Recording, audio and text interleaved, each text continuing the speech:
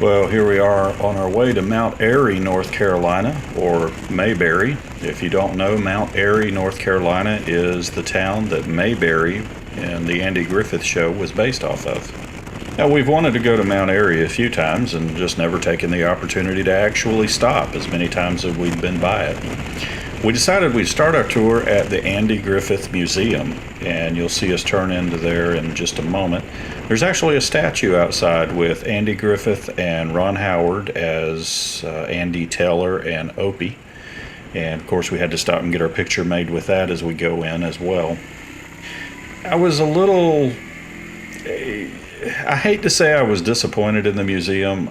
I guess I expected more, wasn't sure what to expect. But it seemed like there were not enough photo opportunities, if you will. I was hoping maybe we'd get a chance to sit down and, be in the sheriff's office and have more photo opportunities. I mean, it was a worthwhile visit. Don't let me, kind of detract from it or anything. But I did kind of expect a little bit more. But we had a good trip in, had no issues riding up there. I think it took us like 30, 45 minutes to get there, and here we are going into the Andy Griffith Museum. Well, we made it to Mt Airy, North Carolina, and we're at the Andy Griffith Museum. So we had to alter our route just a little bit. We had planned to go up the coast, but a Category 6 typhoon, hurricane, tropical storm. Yeah. Anyway, it got real wet, and we came inland, and we're enjoying the nice cooler air in contrast to what was in the Keys. Not that it wasn't nice down there, but it was very hot. Up here, it's kind of cool. We're probably going to have to wear our riding jackets when we hit the parkway, because I imagine it's going to be even colder up there. But we're going into the Andy Griffith Museum and going to take a look around.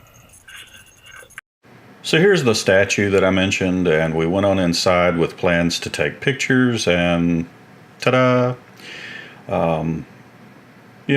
We did get some pictures there. We got the little sidecar motorcycle. Of course, we had to get pictures of that, and we got the goober cutout at the gas pumps. And these are the courthouse doors. They're supposed to be the actual courthouse doors used on the show, and they have a mural painted downstairs, and I'm standing there trying to look, I guess, debonair or suave. I don't know what you would call that, but I'm doing it. And then after that, we headed down into Mt Airy proper for the real adventure. And we parked right on the main street, and we had several conversations with people, lots of Ural delay going on, including one gentleman you can see sitting there that sat there until we returned, actually, to ask us questions. We're in Mt Airy. And first we just walked up and down the main street looking around to see what there was to see. And at this point it's getting a little later, so we're actually looking to go find some lunch. And we went over to a place called, I think it was Snappy Lunch, to have us a small lunch. Well, we're going to go try to have lunch at Snappy Lunch. Right over there. There's Opie's Candy Store. Oh boy. Uncorked in Mayberry. Mayberry something or another. I don't know what that is. Trading Post? What is that? I don't know. Yeah. Yeah, Barney will come get us. Here we are. Quaint little restaurant. Kind of neat looking inside. Got the menu here. I'll let you see it. It's time to eat lunch. And we had a good lunch, and then we went back out and resumed our walk going from shop to shop. Oh, they look good sitting over there.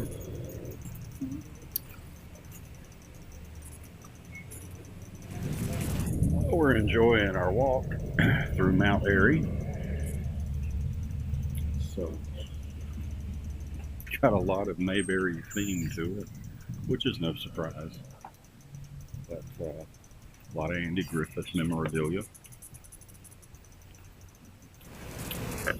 A lot of old vehicles around here, including a couple of Urals sitting back there. And for the record, we did go to Opie's candy store. So if you enjoy old towns, walking through history, searching through antique markets, you were a fan of the Andy Griffith show, any number of reasons you'd want to come visit Mt Airy. I think it's well worth the trip. Just kind of slow life down a little bit, look around and see what you can find. Now, we enjoyed Mt Airy. We had a great time walking around, seeing all the different stores, exploring the little shops that were there, including a little ice cream shop that we won't talk too terribly much about, but it became time to move on. So we looked at our plan to get to the head of the Blue Ridge Parkway and start our trip down. We decided to head out on the interstate again. We get a little bit of grief for that, being on Urals, but we take it easy and we can cruise around 60 miles an hour, 55 to 60 mile an hour without any trouble. And if it starts to get busy or we feel uncomfortable, we get off the interstate. We're going to take some back roads. It's basically how do we feel on the interstate with the traffic that's around us. And you can see here it's nice and sparse and open. It's not too much of an issue going on. Now, what happens when you're on the interstate, when you're out in the open areas and you're at a low traffic time, it's great. There's no problem. But as you get closer to major cities or major interchanges, like if you were to take the interstate and come into Charlotte, for example, you'll find that below Charlotte and above Charlotte, it's nice and clear. But as you get into the town, it becomes a little bit less comfortable to be out there on these rigs. Same thing for Atlanta. I'll run I-75 south to Florida, but I won't get on I-75 below Atlanta and head through Atlanta. I'm just not comfortable doing that on these rigs. And that has to do with the other drivers, not necessarily us. But whatever you do, you have to go out and use your head, be safe, and concentrate and focus on what you're doing. We're both constantly looking at traffic ahead and traffic behind us. And one reason I really don't like riding the Urals on the interstate so much is that I'm not looking around as much. I'm not enjoying the ride or the cruise so much as I am highly focused on the highway conditions, the density of traffic, how fast everything is moving, and what the situation is. And that, to me, takes a little bit away from the ride. But in the event that the interstate is the best option and it's open, it certainly is not something I'm going to shy away from. I think we've shown that over and over in our videos.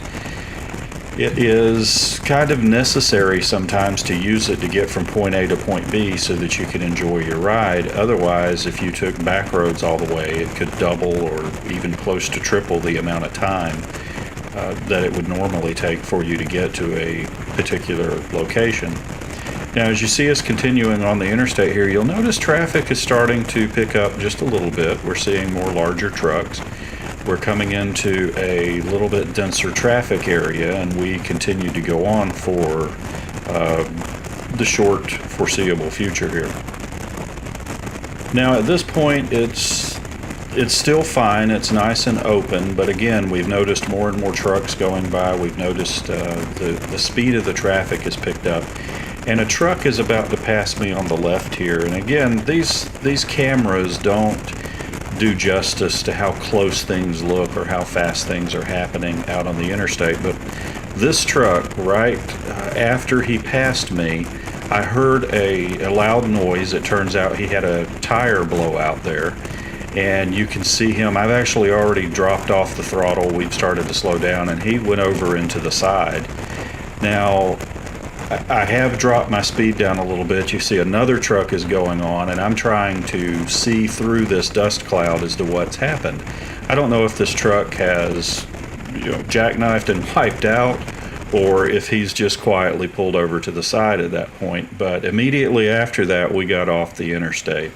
It was just getting a little bit too heavy of a traffic situation for us both to be comfortable.